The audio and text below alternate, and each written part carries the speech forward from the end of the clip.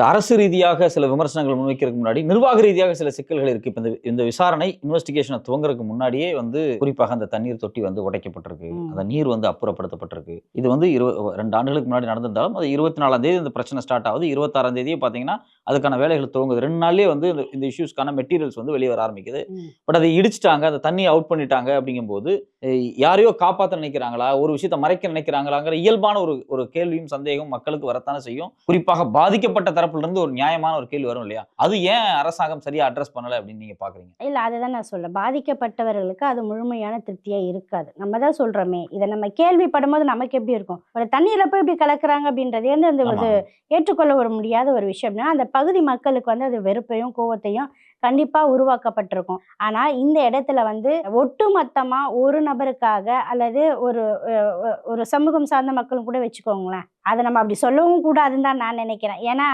தனிநபர் செய்யக்கூடிய ஆமா. பிரச்சனைகளுக்காக அந்த சமூகம் சார்ந்த மக்களையும் நம்ம பேசக்கூடாது. மனிதர்கள் இயல்புல இருந்து ஆமா, பேசலாம். பேசலாம். இது வந்து எங்க தொடங்குது, நம்ம எல்லா பத்திரிகை செய்திகள்லாம் பார்க்கும்போது, தனிநபர் பிரச்சனையா தான் இது இருக்குது.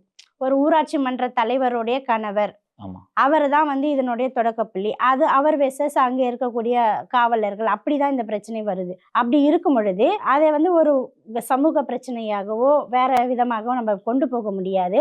இன்னொன்னு இந்த மாதிரி தொட்டியில இப்படி இருக்குதுன்னு சொல்லும் பொழுது, அத அரசாங்கம் வேற என்ன பண்ண முடியும்? அத அப்புறப்படுத்தி அத சீர் செய்யறதுக்கான ஒரு வேலைய தான் பார்க்க முடியும். ஏன்னா, அத அப்படியே வச்சிருந்தாலும் வந்து, அடுத்தது அது மக்கள் பயன்பாட்டுக்கு அப்படின்றது வந்திருக்காது. இதுதான்.